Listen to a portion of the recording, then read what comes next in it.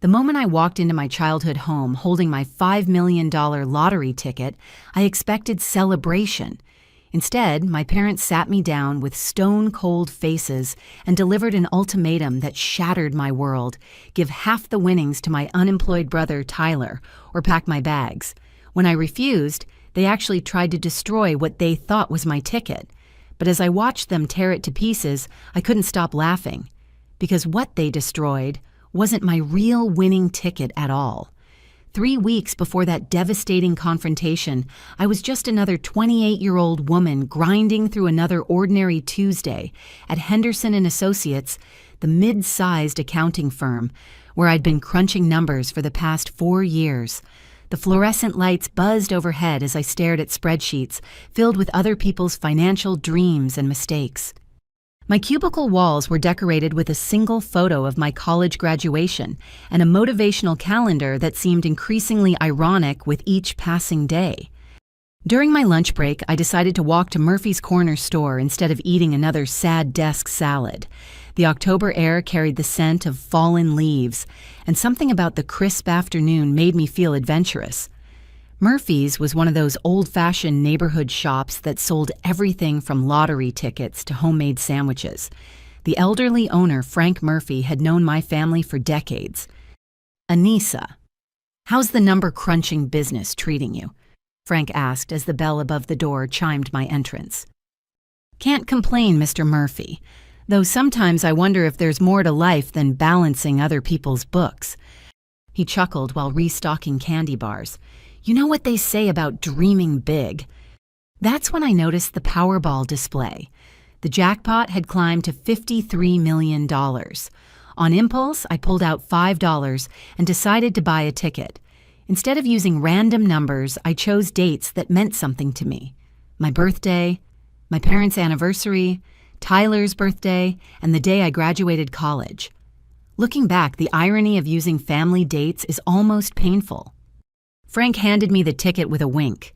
"May Lady Luck smile on you, dear." I folded it carefully into my wallet behind my driver's license and forgot about it completely. For the next 3 weeks, that little piece of paper sat there while I continued my routine of work, occasional drinks with friends, and dutiful Sunday dinners with my family. Life felt predictable and safe, if not particularly exciting. The night everything changed started like any other. I was sprawled on my couch in my small downtown apartment, wearing my favorite oversized college sweatshirt and fuzzy socks, mindlessly scrolling through social media while a cooking show played in the background. A news notification popped up about the Powerball drawing, and curiosity made me search for the winning numbers. My heart stopped when I saw them: 7, 14, 23, 31, 42, with the Powerball number 19. I knew those numbers. I scrambled for my wallet, hands shaking as I unfolded my ticket. 7, 14, 23, 31, 42, 19. I checked again and again. I Googled the numbers, screenshot them, compared them side by side with my ticket. Every number matched perfectly. I had won $53 million, which after taxes would be about $32 million if I took the lump sum. But my ticket said $5 million because that was my share after the annuity calculations. My first instinct was to call someone to scream with joy to share this incredible moment, but something held me back. Maybe it was years of watching my family's dynamics, or maybe it was pure intuition, but I decided to keep quiet while I figured out what to do next. Over the next few days, I researched everything about lottery winners. I read horror stories about families torn apart by sudden wealth, about people who lost everything because they trusted the wrong people. One article particularly caught my attention. It was about lottery scams and how criminals would steal or duplicate winning tickets. That's when I got the idea that would ultimately save me. Using my graphic design skills from college and access to high-quality printers at work, I created a perfect replica of my winning ticket. It took several attempts to match the exact paper-quality font and layout. I even artificially aged it to match the original's wear. The fake ticket was so convincing that even I had trouble telling the difference. Meanwhile, I quietly moved my real winning ticket to a safety deposit box at First National Bank, taking the day off work to handle the paperwork. I told the bank manager it was important family documents, and she assured me they would be completely secure. The twist that would change everything came from my decision to research lottery winner protection strategies. I wasn't just being paranoid, I was being smart. And that smartness would soon expose my family's true colors in ways I never imagined possible. Growing up in the Sullivan household meant learning early that love came with conditions, and those conditions always seemed to favor my older brother Tyler. While I was earning straight A's and working part-time jobs to save for college, Tyler was charming his way out of every consequence and convincing our parents that his failures were everyone else's fault. Tyler, now 31, had perfected the art of being professionally unemployed. He'd had dozens of jobs over the years: retail, food service, construction sales, even a brief stint as a personal trainer. Each position ended the same way, with Tyler explaining how his boss was incompetent, his coworkers were jealous, or the customers were impossible. Our parents, Margaret and Robert, accepted every excuse and provided endless financial support. My mother, Margaret, worked as a dental hygienist and had always been the family's emotional mediator, constantly making excuses for Tyler's behavior while expecting me to be understanding and mature. She had this way of sighing deeply whenever Tyler's latest crisis arose, as if his problems were natural disasters beyond anyone's control. My father, Robert, managed inventory at a mid-sized manufacturing company and prided himself on being practical and logical. Yet when it came to Tyler, his logic disappeared completely. He'd lecture me about fiscal responsibility while handing Tyler $100 bills for gas money that somehow never made it to the gas tank. The breaking point came 6 months before my lottery win during a family barbecue at my parents' house. I'd arrived early to help my mother prepare side dishes when I noticed Tyler behaving strangely. He kept checking his phone nervously and excusing himself to take mysterious calls. When he thought no one was looking, I caught him going through my mother's purse. I followed him upstairs and discovered him in my parents' bedroom, rifling through my father's dresser drawer, where they kept emergency cash. He was stuffing bills into his pocket when I cleared my throat. "What are you doing, Tyler?" He spun around, his face flushing red. "Anissa, you scared me. Dad said I could borrow some money." By sneaking around and taking it without asking, Tyler's charming mask slipped for just a moment, revealing something desperate underneath. "Look, you don't understand. I'm in a tight spot right now, and I need this money for something important." Important? Like what? Another failed business venture? Another investment opportunity that's definitely going to make you rich this time? His jaw tightened. "You've always been jealous of me. You know that Mom and Dad try to include you, but you're just bitter because things come easier to me." That conversation opened my eyes to Tyler's real nature. Over the following weeks, I paid closer attention to his behavior and started noticing patterns. He'd visit our parents multiple times per week, always leaving with cash food or having bills paid on his behalf. Our mother would mention needing to postpone her dental work while our father complained about overtime being cut. Yet somehow they always found money for Tyler's emergencies. The truth became clear when I offered to help my parents with their taxes that spring. While organizing their financial documents, I discovered they'd withdrawn over $20,000 from their retirement savings in the past year. When I asked about it, they became evasive and defensive. "Everyone goes through rough patches," my mother said, not meeting my eyes. "Family helps family." "But Mom, you're risking your own security. What happens when you want to retire?" "Tyler's going to pay it back when his situation improves," my father insisted. "He's working on some big opportunities." I realized my parents had been systematically depleting their savings to enable Tyler's lifestyle. They'd convinced themselves they were helping him through temporary difficulties, but Tyler had no intention of changing. He'd found a reliable source of money that required no effort, no responsibility, and no accountability. The most shocking discovery came when I found credit card statements showing my parents had taken cash advances to give Tyler money. They were paying interest on money they'd borrowed to support their adult son's refusal to work consistently. Meanwhile, I'd been contributing to their household expenses whenever possible and had never asked for financial help since graduating college. The toxic dynamic became impossible to ignore. Tyler was the golden child who could do no wrong, while I was expected to be endlessly understanding and supportive. His failures were met with sympathy and financial rescue, while my successes were taken for granted. If I ever needed help, I was told to be more independent and responsible. This pattern of favoritism had shaped every major decision in our family for years. Tyler received a car for his 16th birthday, while I was told cars had to be earned. He got his college tuition paid while I worked multiple jobs and took out loans. When he dropped out junior year, there were no consequences. When I graduated with honors, the celebration lasted about 5 minutes before the focus shifted back to Tyler's latest crisis. Understanding this dynamic made my decision to hide my lottery win feel not just smart, but necessary. I knew exactly what would happen if I announced it. Tyler's problems would become my responsibility, and my good fortune would be treated as the family's salvation rather than my personal achievement. The twist I hadn't anticipated was discovering just how deep Tyler's problems really went and how far my parents were willing to go to protect him from consequences. 3 weeks after winning the lottery, I finally decided it was time to tell my family. I'd spent those weeks consulting with financial advisors, lawyers, and accountants, setting up trusts and investment strategies to protect my winnings. The real ticket remained safely locked away, while the fake one stayed in my wallet, waiting for the moment I'd need it. On a crisp Sunday morning in November, I drove to my parents' house for what I thought would be a celebration. The suburban neighborhood looked peaceful, with neat lawns covered in fallen leaves and pumpkins still decorating front porches from Halloween.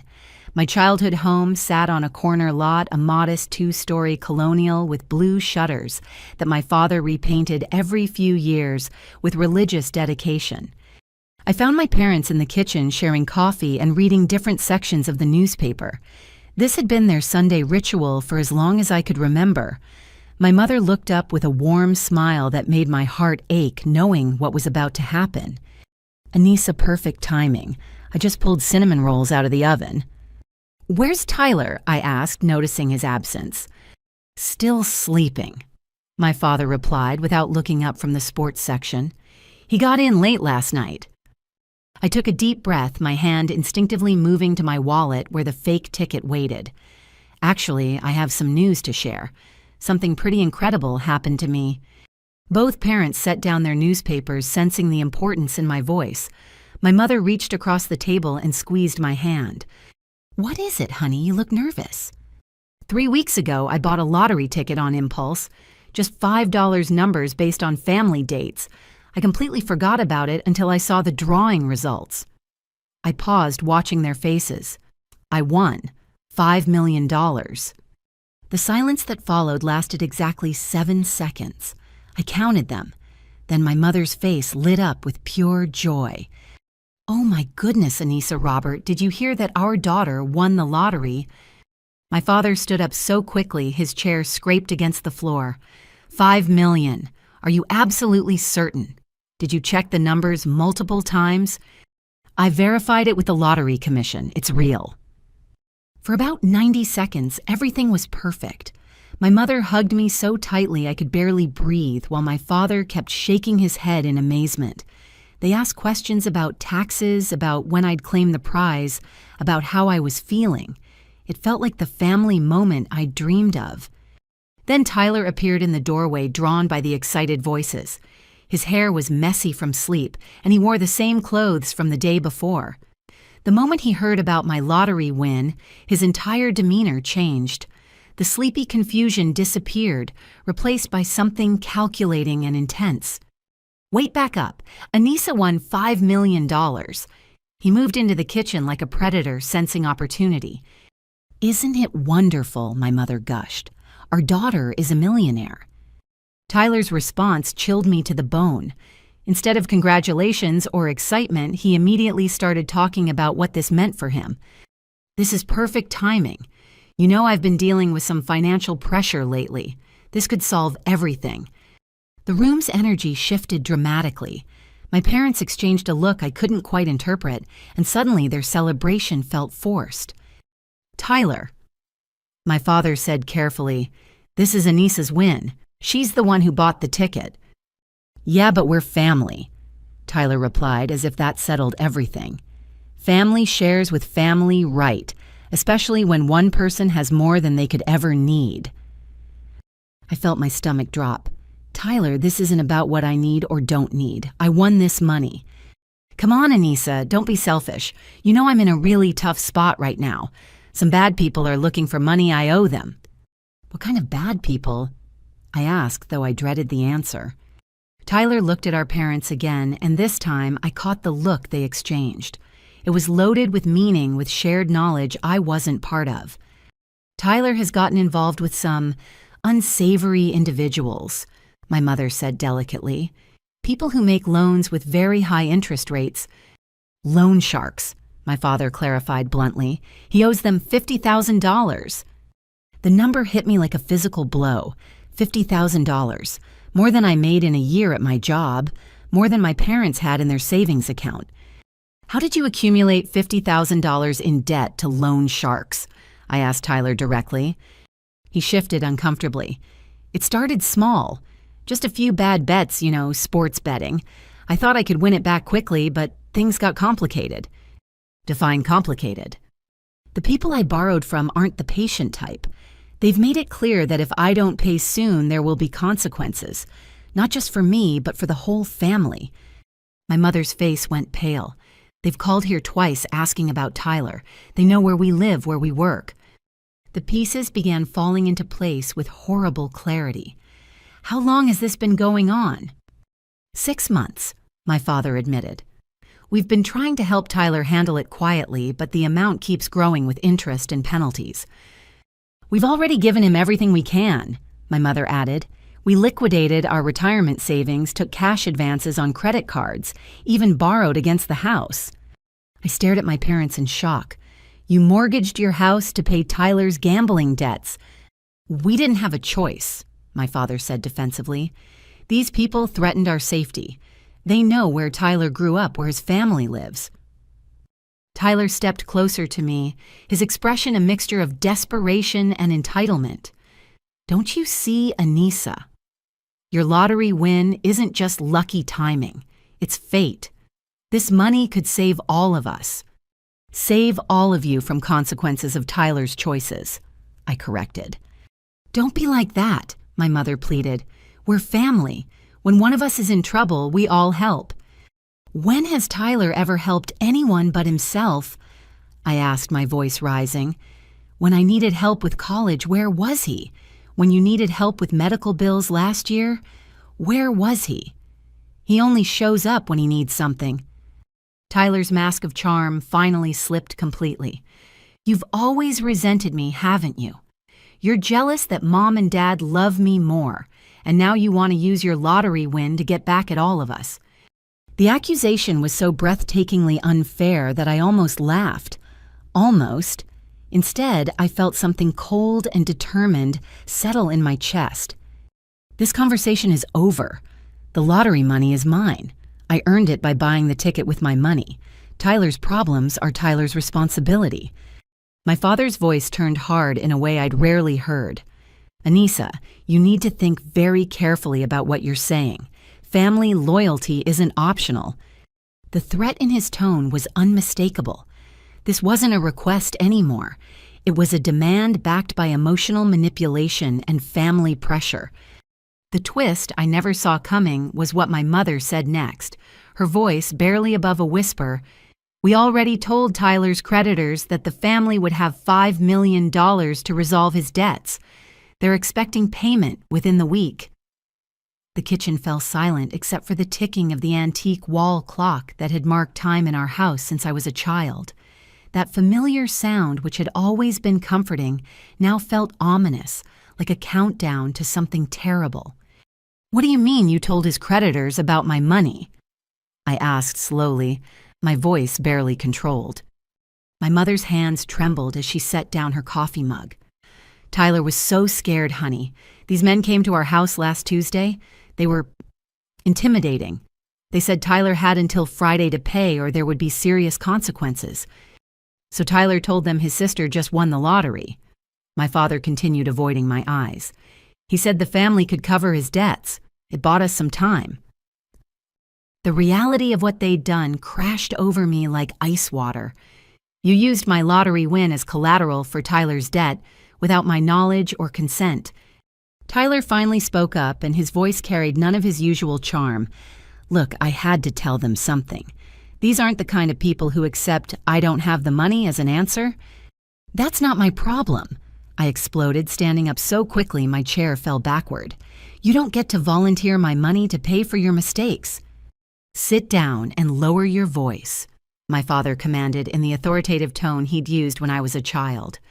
We need to discuss this like adults. Adults don't spend other people's money without permission.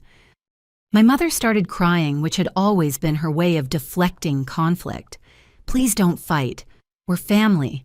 Families work together to solve problems. No, Mom. Families don't enable one member's destructive behavior at everyone else's expense. Tyler isn't the victim here. He's a 31-year-old man who refuses to take responsibility for his choices. Tyler's face darkened. You know what, Anissa? I'm sick of your holier-than-thou attitude. You've always acted like you're better than me, like you're the perfect daughter while I'm the screw-up. I don't think I'm perfect, but I also don't gamble away money I don't have, then expect my family to bail me out. You want to know the truth? Tyler's voice turned vicious. Mom and Dad have been supporting me because they feel guilty. They know they failed me as parents. They were too strict, too demanding.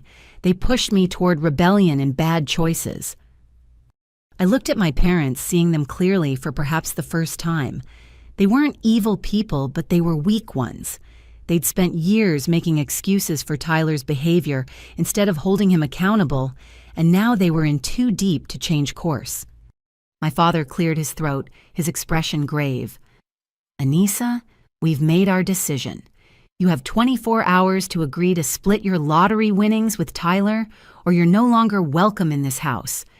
The words hit me like a physical blow. You're disowning me unless I give Tyler $2.5 million.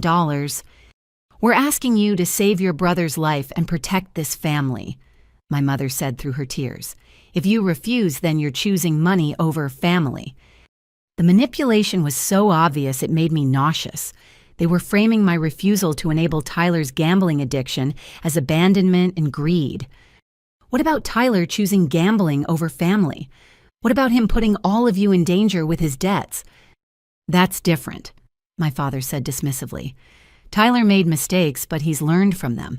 This is about moving forward. I laughed bitterly. Tyler has been making the same mistakes for 15 years.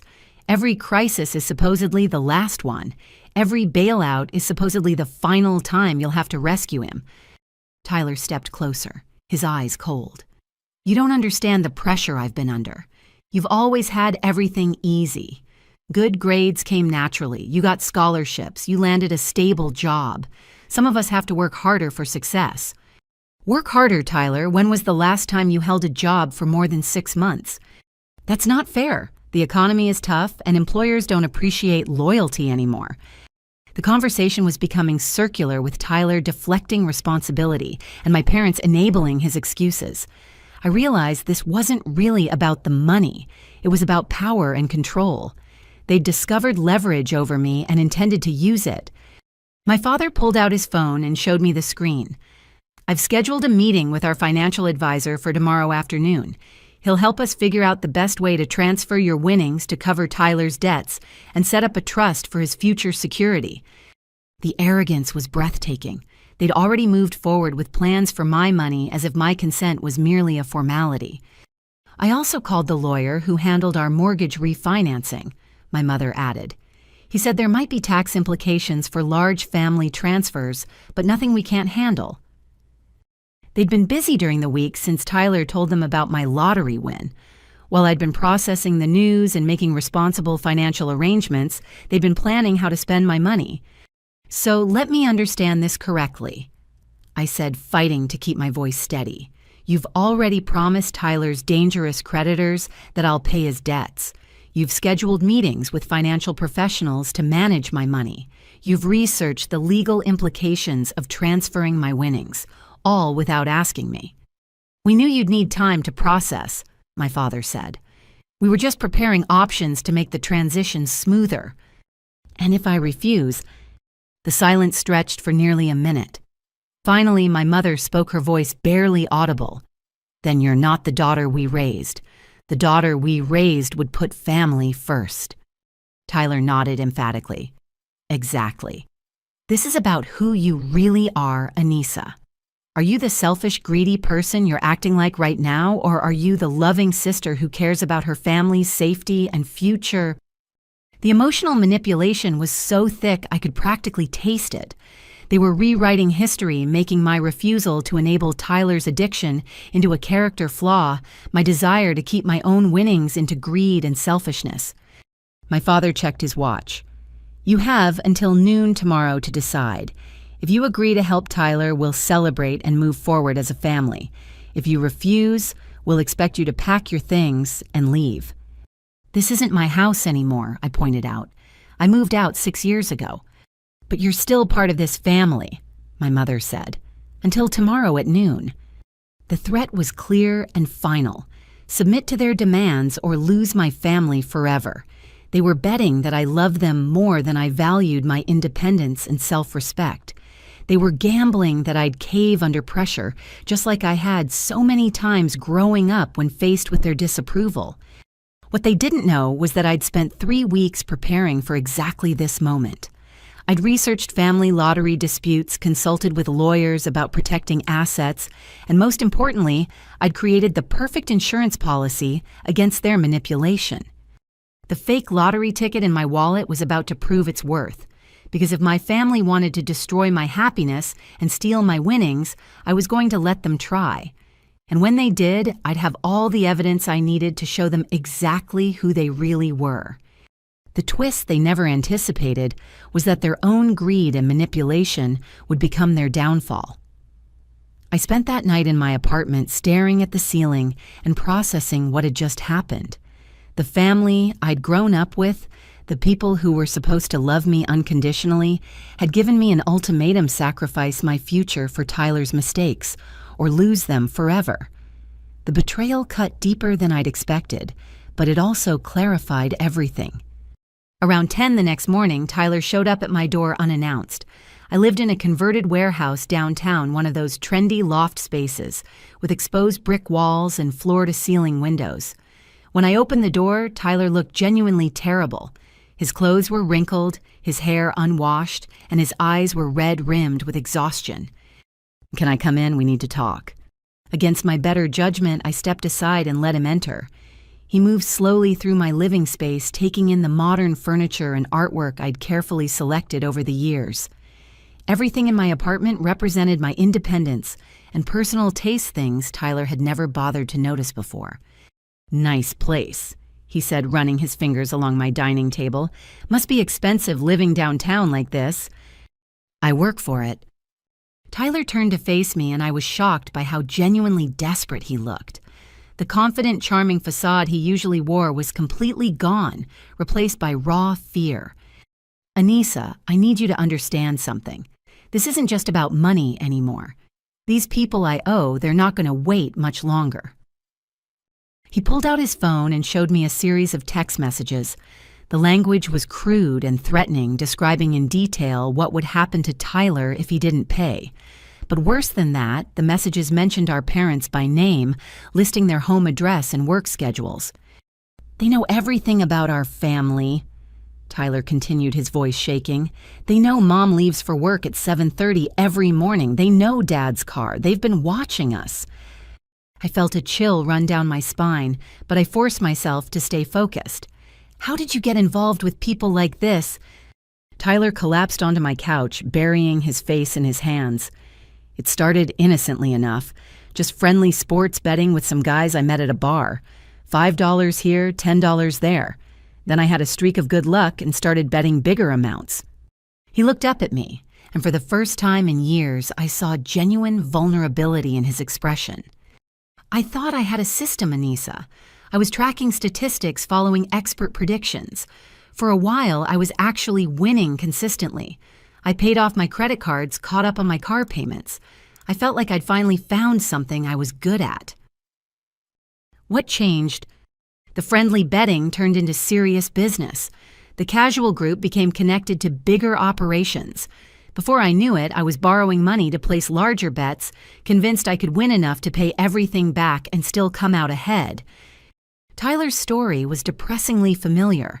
I'd heard similar accounts from clients at the accounting firm who'd gotten in over their heads with investments or business ventures.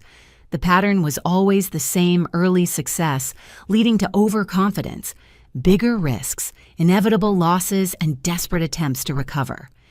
The worst part is that I'm good at it, Tyler continued. My win rate is actually above average, but the losses when they come are devastating. I'd win $3,000, then lose $8,000 trying to win back what I'd lost the week before. He stood up and began pacing my living room, his agitation growing. These people don't care about win rates or long-term strategies. They care about money owed, period. When I told them about your lottery win, it bought me time, but it also raised their expectations. Now they think the family has access to millions of dollars. I felt my anger building again. So you made my lottery win their business without asking me. I was desperate. They were talking about sending a message to the family. Do you know what that means? Actually, I didn't want to know. But Tyler's fear seemed genuine, and despite my anger, I felt a flicker of concern for my parents' safety. What exactly did you tell them? I said my sister had won $5 million and that the family would pay my debts within a week. I showed them news articles about the lottery drawing and convinced them I was telling the truth. The implications were worse than I'd realized. Tyler hadn't just mentioned my win, he'd provided proof and made concrete promises about payment. Tyler stopped pacing and looked directly at me. Anissa, I know I've made terrible choices. I know I've disappointed everyone, especially Mom and Dad, but I can't change what's already happened. All I can do is try to fix it and move forward. By taking my money. By accepting help from family when I desperately need it. Look, I've been thinking about this all night. I don't need half of your winnings. Even $1 million would be enough to pay off all my debts and give me a fresh start. I almost laughed at his attempt at negotiation, as if reducing his demand from $2.5 million to $1 million made it reasonable. Tyler, the amount isn't the point. The point is that you're asking me to enable your gambling addiction instead of getting help. I'm not addicted. He snapped, his desperation flaring into anger. I made some bad bets during a rough period in my life. That doesn't make me an addict. You borrowed $50,000 from dangerous people to gamble with. How is that not addiction? Tyler's expression darkened. You know what your problem is, Anissa. You've never taken a real risk in your life. You've never put yourself on the line for anything meaningful. You just play it safe, follow the rules, and judge people who dare to dream bigger. The attack was so unfair, it took my breath away. I take risks every day. I moved out on my own, built a career, created an independent life. Those are positive risks. Safe risks, Tyler countered. Calculated, conservative choices that any responsible person would make. I'm talking about real risks, the kind that can change your entire life. Like gambling with money you don't have. Like believing in yourself enough to bet on your own judgment and skills. We were talking in circles with Tyler reframing his gambling problem as entrepreneurial spirit and my criticism as jealousy. I realized this conversation wasn't about finding a solution. It was about Tyler trying to manipulate me into submission through a combination of fear, guilt, and personal attacks. Then Tyler played what he clearly thought was his ace card. There's something else you need to know, he said, his voice dropping to a whisper. I told Mom and Dad that if you don't help me, I'm going to kill myself. The words hung in the air like poison. I stared at my brother, trying to process what he'd just said. You threatened suicide to manipulate our parents. I didn't threaten anything. I just explained that I couldn't live with the consequences if these people hurt our family because of my debts. I told them I'd rather be dead than responsible for something happening to them. The manipulation was so calculated and cruel that I felt physically sick. Tyler had weaponized our parents' love for him, using their fear of losing him to pressure me into compliance. That's emotional terrorism, Tyler. That's honesty about how desperate I am. He moved closer to me, his eyes intense and pleading. Anissa, I swear to you, if you help me this one time, I'll never ask for anything again. I'll get professional help for my gambling. I'll find a steady job and stick with it. I'll pay you back every penny over time. I'd heard versions of this speech dozens of times over the years. Tyler always promised to change after each crisis, and the promises always proved empty. You said the same thing when Mom and Dad bailed you out of credit card debt 2 years ago. You said it when they paid your car loan last year. You said it when they covered your apartment deposit 6 months ago. This time is different. This time the consequences are serious enough to motivate real change. The consequences have always been serious, Tyler. You just never had to face them because Mom and Dad kept rescuing you. Tyler's facade of vulnerability cracked completely, revealing the manipulative person underneath. Fine. You want to play hardball? Here's the reality: if you don't help me and something happens to our parents because of my debts, that's on you. You could have prevented it with money you'll never miss, but you chose your pride over their safety. The threat was clear and vicious. Tyler was making me responsible for potential violence against our parents if I didn't pay his debts. He was twisting his own poor choices into my moral obligation. Get out of my apartment, I said quietly. Anissa, please, just think about what I've said. Get out, now. Tyler hesitated for a moment, then walked toward the door. Before leaving, he turned back one final time. You know what the saddest part is? I actually looked up to you when we were kids. I thought you were smart and strong and everything I wanted to be. But you're just selfish and cold. After he left, I sat in my living room for a long time processing everything he'd said. The threats, the manipulation, the guilt trips, the emotional terrorism. Tyler had revealed exactly who he was, and it was worse than I'd imagined. But what disturbed me most was realizing that my parents had known about his suicide threat and still demanded that I pay his debts. They were willing to use their son's supposed suicidal desperation to coerce their daughter into financial compliance. The fake lottery ticket in my wallet suddenly felt like the smartest decision I'd ever made, because Tyler and my parents were about to discover exactly what happened when they tried to manipulate someone who'd prepared for their betrayal. That afternoon, I sat at my kitchen table with both lottery tickets spread out before me. The real one, which had been safely stored in my bank vault, and the fake one I'd created with painstaking detail. Even side by side, the differences were nearly impossible to detect. The paper quality, the printing, the subtle aging I'd applied, everything was perfect. Creating the fake ticket had taken considerable skill and research. During my college years, I'd minored in graphic design alongside my accounting major, learning about typography, color matching, and printing techniques. What started as a creative outlet had become the tool that would save me from my family's manipulation. I'd spent hours studying authentic lottery tickets, measuring fonts, analyzing paper textures, and perfecting the color saturation. The hardest part was aging the fake ticket to match the wear pattern of the real one. I'd use tea staining, careful folding, and strategic placement in my wallet to create authentic-looking creases and discoloration.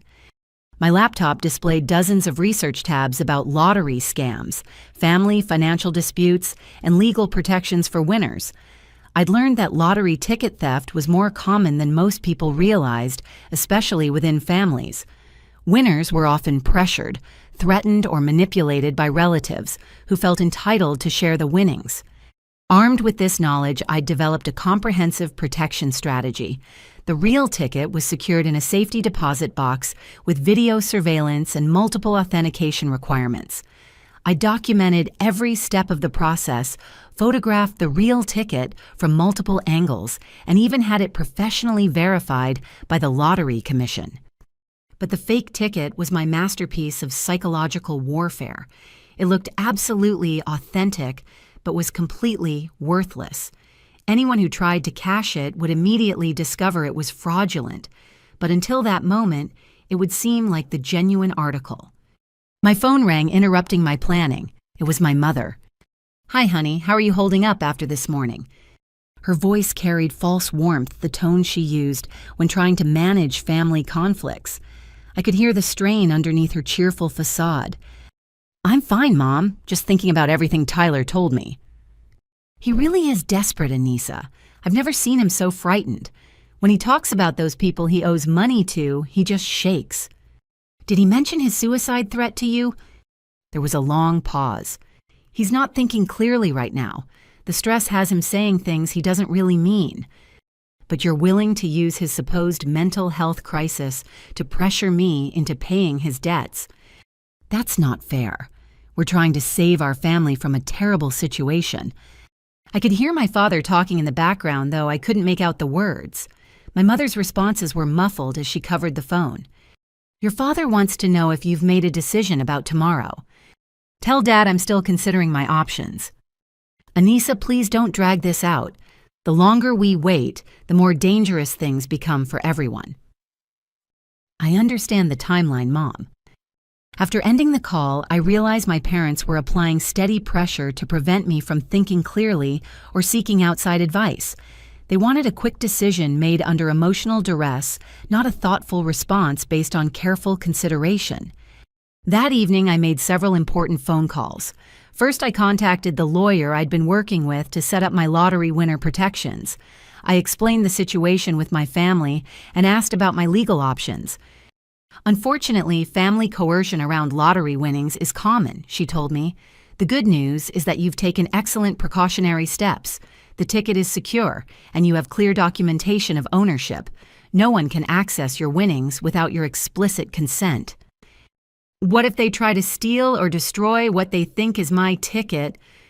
"That would be destruction of property, at minimum possibly theft, depending on their intentions. If you're concerned about that possibility, I'd suggest documenting any threats or suspicious behavior." My second call was to Dr. Rachel Morrison, a therapist who specialized in family dynamics and financial stress. I'd found her through my research on lottery winner psychology. "What you're describing sounds like financial abuse," she explained. "Your family is using emotional manipulation, threats, and ultimatums to control your behavior and access your money. That's a form of domestic abuse even between adult family members." They keep saying it's about family loyalty and helping Tyler. "Abusers always frame their behavior as necessary or justified, but healthy families don't threaten disownment to force financial compliance. They don't use one member's crisis to exploit another member's success." Dr. Morrison's words validated what I'd been feeling but couldn't articulate. This wasn't about family loyalty. It was about power and control. My final call was to my best friend Sarah, who lived across the country but had remained close despite the distance. We'd met in college and had supported each other through every major life challenge since then. "Wait back up," Sarah said after I'd explained the situation. "Your parents are threatening to disown you unless you give Tyler millions of dollars for his gambling debts. That's the simplified version, but yes." "Anissa, that's insane.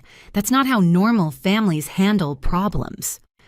"I know that intellectually, but when you're in the middle of it all, the emotional manipulation makes you question yourself." "What does your gut tell you to do?" "Fight back. Show them consequences for trying to manipulate and threaten me." "Then trust your instincts. You've always been the strong one in your family. Don't let them break you down now." After those conversations, I felt confident about my decision. My family wanted to play emotional warfare. I was prepared to show them what happened when they underestimated their target. I spent the rest of the evening preparing my apartment for what was coming. I charged my phone and tested the video recording function. I reviewed my financial documents and legal protections. Most importantly, I practiced my reaction for when they tried to destroy what they thought was my lottery ticket. The fake ticket went back into my wallet, positioned exactly where Tyler had seen me keep it during his visit. If my family wanted to steal my winnings, they'd have to reveal their true character by attempting theft and destruction of property. What they didn't realize was that their greed and desperation would provide me with all the evidence I needed to justify cutting them out of my life permanently. The fake ticket wasn't just protection. It was a trap that would expose their moral bankruptcy once and for all. The twist they never anticipated was that their victim had spent weeks preparing for their betrayal. I barely slept that night knowing what was coming. Every sound in my building made me alert. Every creak of the old warehouse structure had me checking my phone for the time. Around 3 a.m, I gave up on sleep entirely and sat in my living room with a cup of coffee watching the city lights through my floor-to-ceiling windows. My phone had been recording audio since midnight, tucked discreetly in my jacket pocket. I'd also positioned a small camera on my bookshelf, disguised among picture frames and decorative objects. If my family decided to take drastic action, I wanted documentation of every second. At 6:30 in the morning, my doorbell rang. I wasn't surprised to see both my parents standing in the hallway looking grim and determined.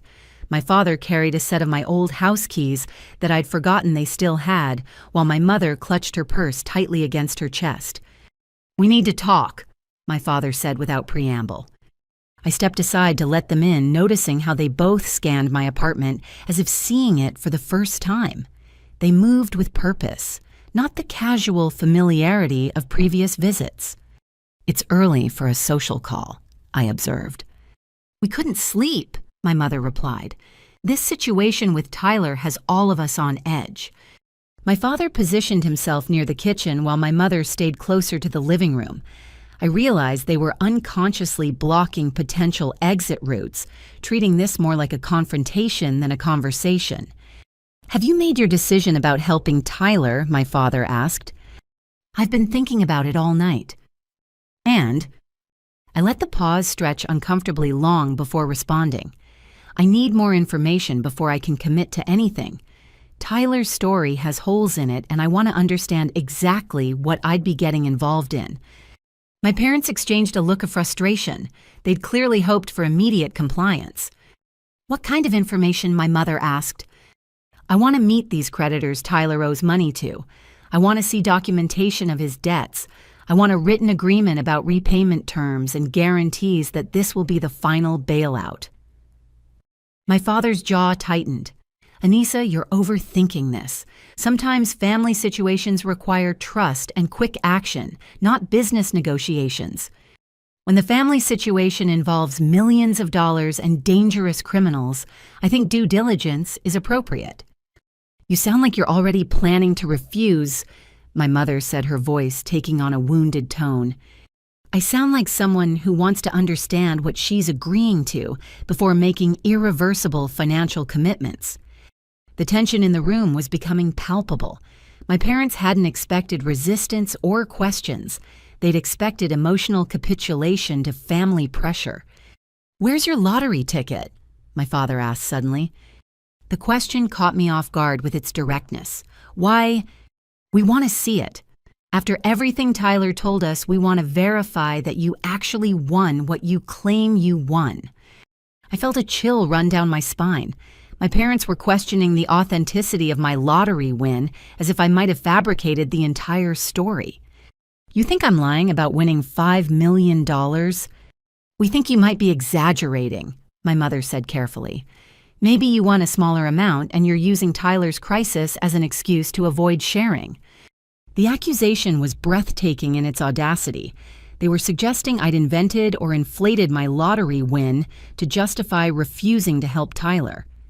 "The ticket is in my wallet," I said, gesturing toward the kitchen counter where I'd deliberately placed my purse. Both parents looked toward my purse with an intensity that made my skin crawl.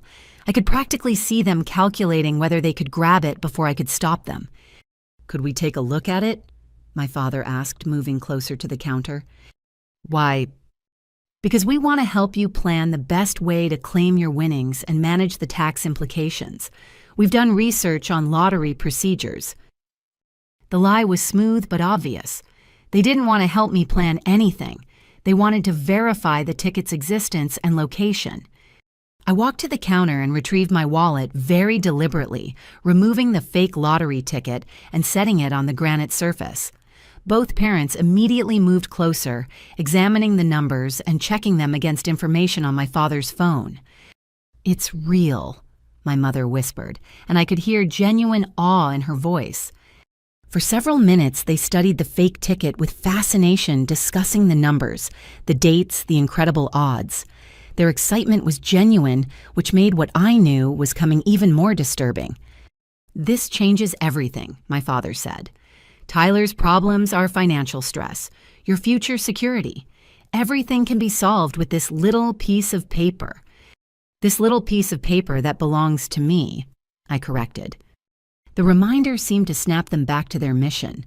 My mother's expression hardened while my father stepped closer, his body language becoming more aggressive. "Anissa, we've been patient with you, but time is running out. Tyler's creditors expect payment today. We need your decision right now." "My decision is that I need more time to think." "Time we don't have," my father replied sharply. I picked up the fake ticket and returned it to my wallet, then walked toward my bedroom. "I'm going to get dressed. We can continue this conversation later." "Wait," my mother called after me. "Don't just walk away from this."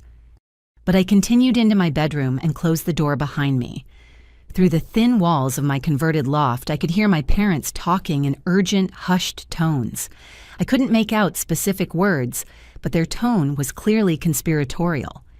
I got dressed slowly, taking extra time to brush my teeth and fix my hair. I wanted to give my parents plenty of opportunity to reveal their true intentions. When I emerged from the bedroom 20 minutes later, both parents were still in my living room, but their positions had changed. My mother was sitting on my couch while my father stood near the kitchen counter, where I'd left my purse. "Feel better?" my mother asked with forced cheerfulness. "Much, thank you for waiting." We talked for another hour about family loyalty, Tyler's situation, and their expectations for my lottery winnings. The conversation was circular and increasingly tense, with my parents growing more frustrated by my refusal to commit immediately. Finally, they announced they needed to leave. "We're going to check on Tyler," my mother explained. "He's been so anxious about today. Tell him I'm still considering everything." After they left, I waited 30 minutes, then checked my apartment carefully. Nothing seemed disturbed, but I noticed my purse had been moved slightly on the counter. The change was subtle, just a few inches, but I'd positioned it deliberately and knew exactly where it had been. They'd gone through my purse while I was getting dressed. They'd confirmed the location of what they thought was my lottery ticket. I spent the rest of the day running errands and staying away from my apartment.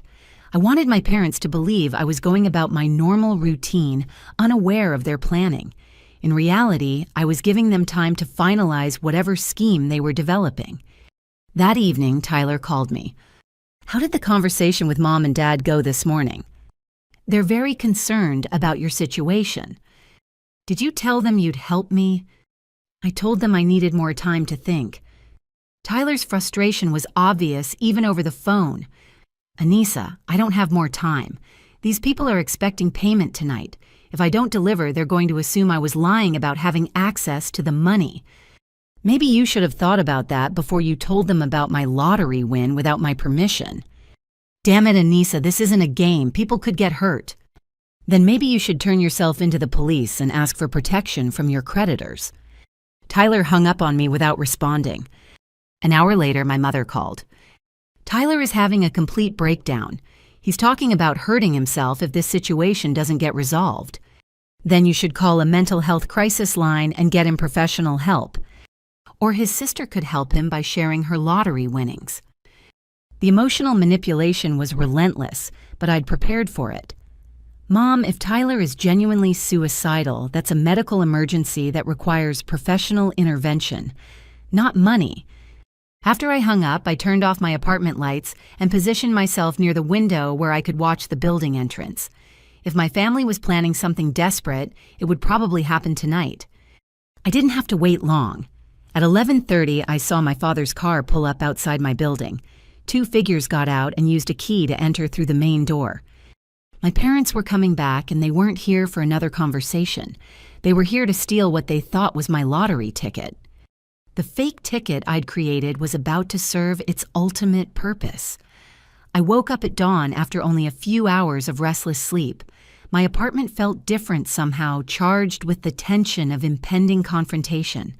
I could feel in my bones that today was the day my family would reveal their true character. My phone showed several missed calls from Tyler and my parents, along with increasingly desperate text messages. Tyler's final message, sent at 2 a.m, simply said, "Last chance to save your family." I made coffee and sat at my kitchen table, positioning my phone to record audio and adjusting the hidden camera angle for optimal coverage. The fake lottery ticket went into my purse exactly where my parents had seen it yesterday. Everything was ready. At exactly 8 o'clock, my doorbell rang insistently.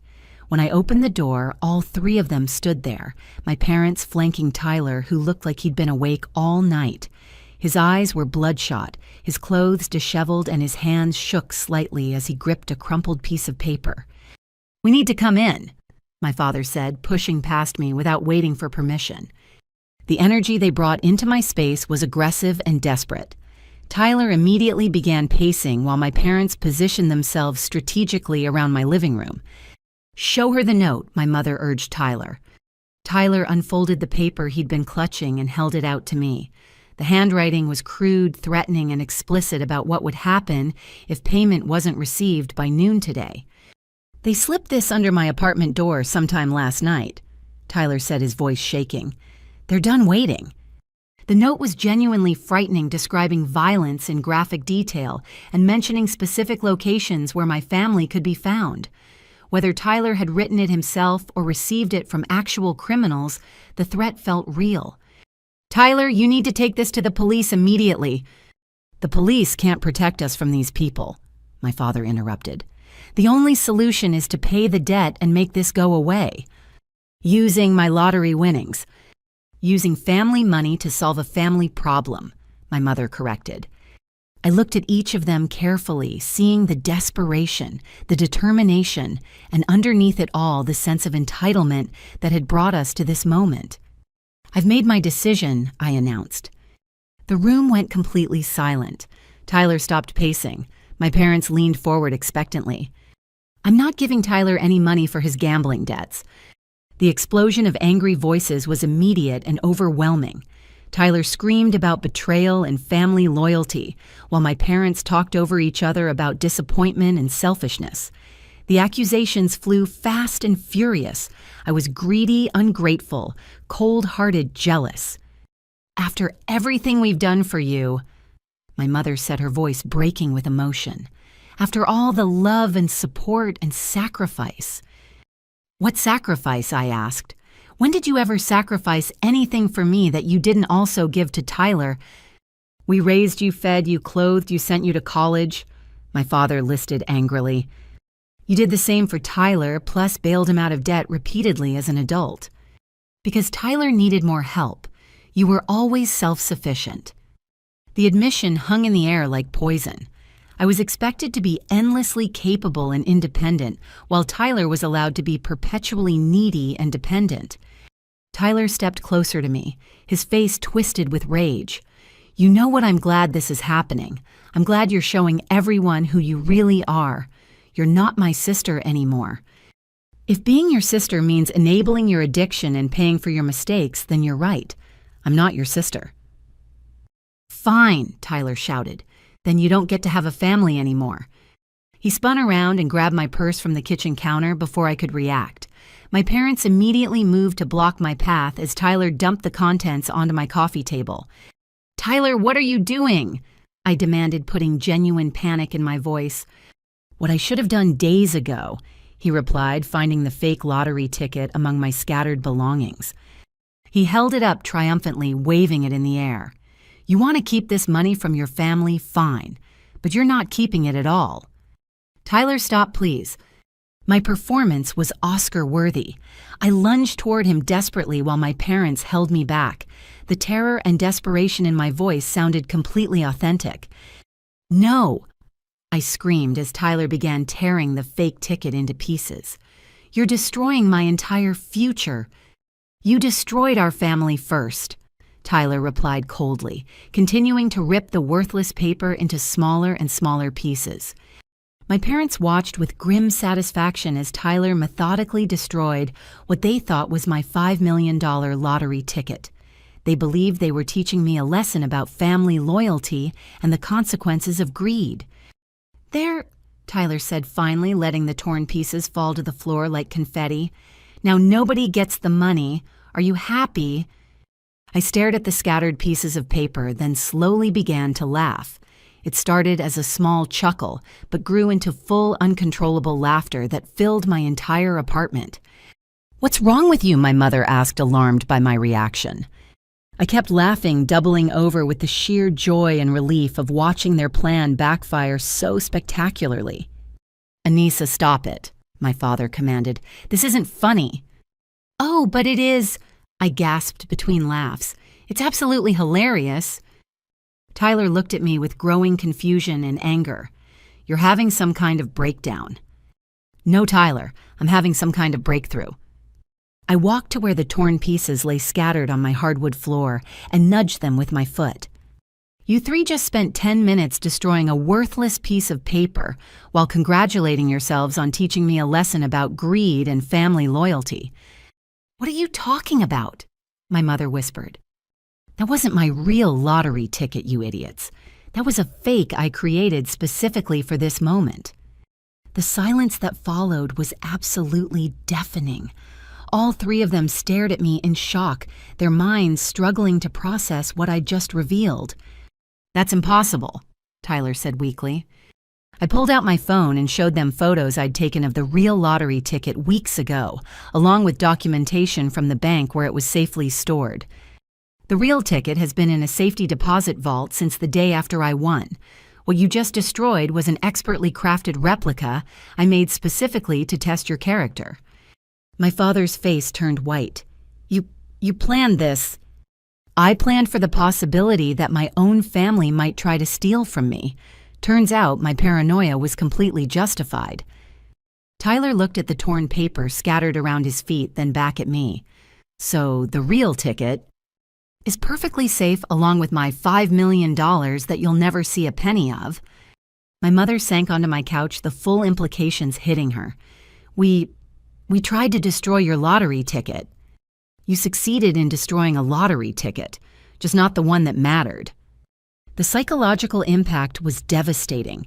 They'd revealed their true character, committed what they thought was a serious crime, and accomplished absolutely nothing except exposing themselves as thieves and manipulators. Tyler's legs gave out and he collapsed into my dining chair. "I don't understand. Why would you do this to us?"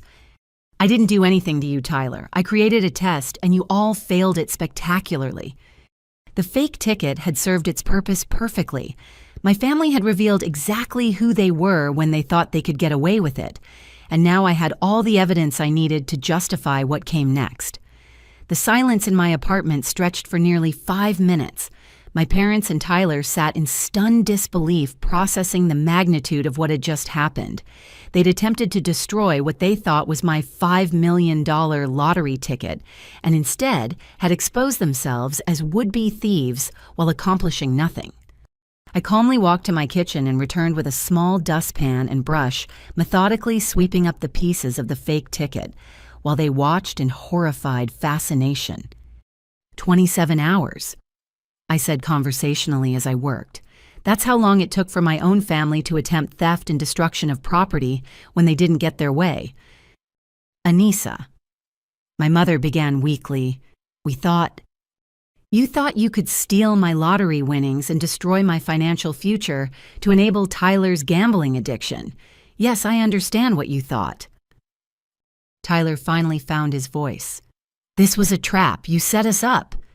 I prepared for the possibility that you might reveal your true character under pressure. You chose to walk into the trap." I dumped the torn pieces of fake ticket into my trash can with deliberate ceremony, then returned to face them with my phone in hand. The interesting thing about modern technology is how easy it is to document everything.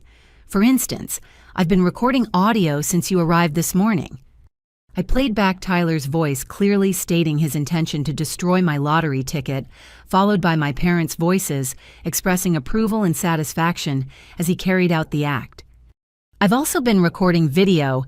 I continued showing them footage from my hidden camera that captured the entire scene in high definition. My father's face went ashen. "You recorded us without permission." "I recorded criminal activity taking place in my own home. The permission requirement varies by state, but given that you were committing felonies, I think any court would find the recording admissible." "Felonies," my mother whispered. I pulled out my laptop and displayed a legal document I'd prepared in advance. Attempted theft conspiracy to commit theft, destruction of property, and intimidation. Those are the charges my lawyer believes would stick based on the evidence I've gathered. The document was prepared by my attorney as a precautionary measure. We discussed the legal implications of family coercion around lottery winnings, and she'd outlined exactly what crimes my family would be committing if they followed through on their threats. "You can't be serious," Tyler said. "We're family." Family members who commit crimes against each other are still criminals. Being related doesn't provide legal immunity for theft. I walked to my bookshelf and retrieved a folder I'd prepared spreading additional documents across my coffee table.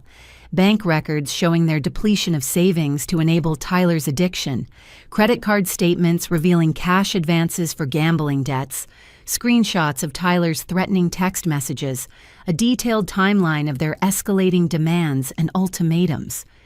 "I've been documenting this situation for weeks," I explained. "Every conversation, every threat, every manipulation attempt. My lawyer has copies of everything." My parents stared at the evidence of their own behavior spread out before them. Seeing it documented and organized made their actions appear even worse than they'd seemed in real time. "What do you want from us?" my father asked quietly. "I want you to understand the gravity of what you just attempted. You tried to steal millions of dollars from your own daughter to pay for your son's gambling debts. You were willing to destroy my financial security to enable his addiction." Tyler stood up abruptly, his face flushed with anger. "Stop calling it an addiction. I made some bad bets during a difficult period in my life. Tyler, you borrowed $50,000 from criminals to gamble with. You threatened suicide to manipulate our parents. You convinced them to liquidate their retirement savings and mortgage their house.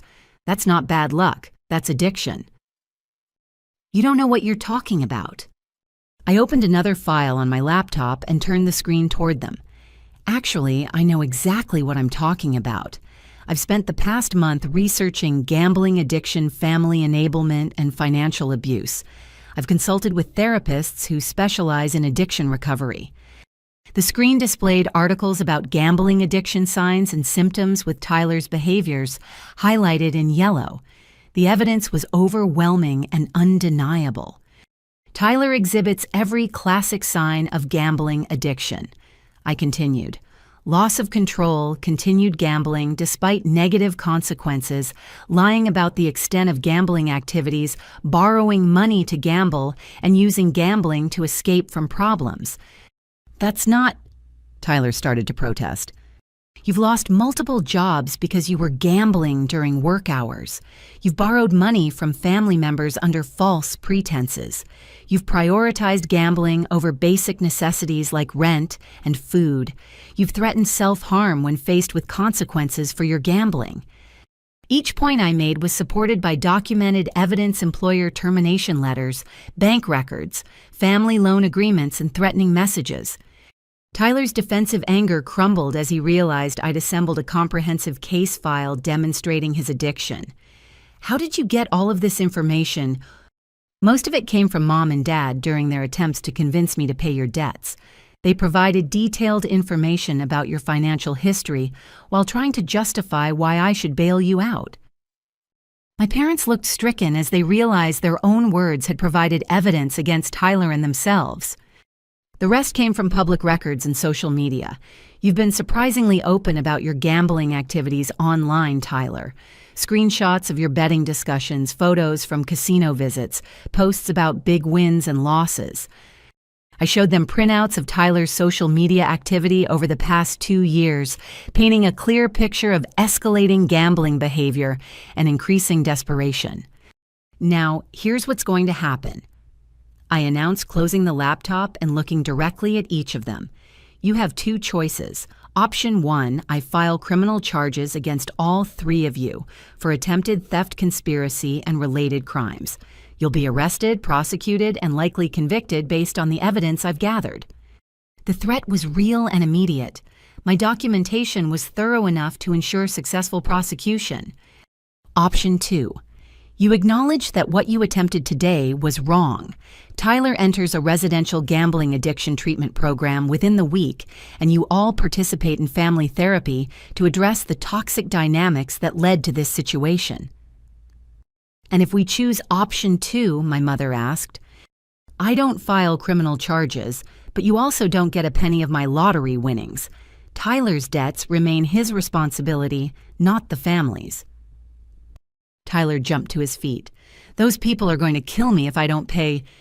Then you should contact law enforcement and ask for protection while you work out a payment plan or declare bankruptcy. Your gambling debts are not a family emergency. They're a personal consequence of your choices. The room fell silent again as they processed their limited options. They'd expected to manipulate me into compliance, but instead had trapped themselves into accepting accountability or facing criminal prosecution. The fake lottery ticket had accomplished everything I'd hoped for. It had revealed their true character, provided evidence of their criminal intentions, and given me the leverage to demand real change instead of continued enablement. For the first time in my adult life, I held all the power in family dynamics, and I intended to use that power to either save my family or save myself from them. 20 minutes after I'd presented my family with their ultimatum, the doorbell rang with urgent, aggressive buzzing that made everyone in the room freeze. Through my apartment's intercom system, a gruff voice demanded to speak with Tyler Sullivan immediately. "Tyler, you expecting someone?" I asked, though I could see from his terrified expression that he knew exactly who was at my door. "Don't answer it," he whispered, his face draining of color. "Tyler Sullivan." The voice crackled through the intercom again. "We know you're in there. Your parents told us this address when we visited their house this morning." My parents looked stricken. My father tried to speak, but only managed a strangled whisper. We thought they were just checking on Tyler's progress with the money." The intercom buzzed again, longer and more insistently. "Mr. Sullivan, this is Jake Reeves. My associate Frankie and I need to discuss your payment schedule. We've been very patient, but our patience has limits." Tyler was visibly shaking now, pressed against my living room wall as if trying to disappear through it. The confident manipulator who'd destroyed my fake lottery ticket had been replaced by a cowering man terrified of the consequences of his choices. "Anissa." My mother pleaded, "Please don't let them in." "They're not going away," I replied, moving toward the intercom, "and I want to understand exactly what Tyler has gotten all of you involved in." "No," Tyler hissed. "You don't know these people. They're dangerous." "Then maybe you shouldn't have borrowed money from them."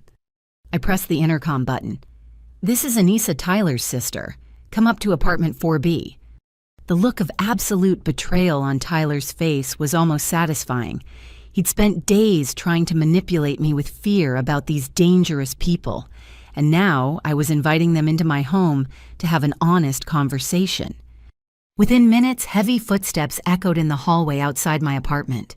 When I opened the door, 2 men stood there looking exactly like Central Casting's version of intimidating debt collectors. Jake Reeves was in his 40s, built like a former boxer, wearing a leather jacket despite the warm weather. His associate Frankie was younger but larger, with the kind of neck tattoos that suggested extensive familiarity with the criminal justice system. "You must be the lottery winner," Jake said with a smile that didn't reach his eyes. "Your brother's been telling everyone about your good fortune. Please come in. We need to clear up some confusion about Tyler's debts." Both men entered my apartment with the casual confidence of people accustomed to intimidating others. They took in my modern furnishings and expensive electronics with obvious appreciation. Nice place, Frankie commented. Lottery money goes pretty far, huh? Actually, I earned this through my job. The lottery win is separate. Jake's attention focused immediately on my parents and Tyler, who were huddled together near my kitchen like frightened animals. Tyler, buddy. There you are. We were starting to worry about you. The false friendliness in Jake's voice was more menacing than outright threats would have been. We stopped by your parents' house this morning to check on your progress with our payment arrangement. They seem very confident that today would be resolution day. My father cleared his throat nervously. We explained that there were some complications with accessing the lottery funds. Complications? Frankie repeated, his voice dropping to a dangerous whisper. What kind of complications? I stepped forward before my family could respond. The complication is that Tyler lied to you. I never agreed to pay his gambling debts with my lottery winnings. Both men turned their attention to me with predatory focus. I could feel the threat radiating from them, but I'd prepared for this moment psychologically and legally. So Tyler made promises he couldn't keep, Jake asked. Tyler made promises using money that doesn't belong to him, and never did. Jake nodded slowly as if processing this information. Then he turned back to Tyler with an expression that made my brother shrink further into the wall. Tyler. You told us your sister was a team player. You said family loyalty meant everyone would contribute to solving your little problem. She is family, Tyler stammered. She's just being stubborn about the money. Stubborn? Frankie laughed, but there was no humor in the sound. Or smart. Maybe she knows something about your situation that you haven't shared with us. The two men moved closer to Tyler, and I could see him beginning to panic. What do you mean? Tyler asked. Jake pulled out a tablet and began scrolling through information. See, after our conversation last week, we did some research on your background. Very interesting reading.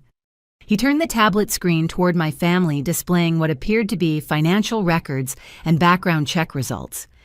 Turns out Tyler here isn't just a recreational gambler with bad luck. He's been running a little side business we weren't aware of. The room went completely silent. Tyler's face turned ashen while my parents looked confused. What kind of side business? I asked. Frankie took over the explanation with obvious relish. Your brother has been taking bets from other people, then using our operation to place those bets. When he wins, he keeps a percentage and pays out his customers.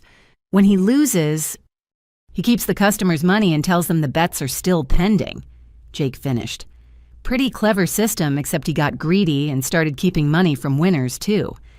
The implications hit me like a freight train. Tyler wasn't just a gambling addict. He was running a betting scam, using other people's money. How much money are we talking about? I asked. Jake consulted his tablet again. According to our investigation, Tyler has collected approximately $200,000 from various customers over the past 8 months. The $50,000 he owes us is just what he's lost of his own money. My parents stared at Tyler in horror as the full scope of his criminal activity became clear.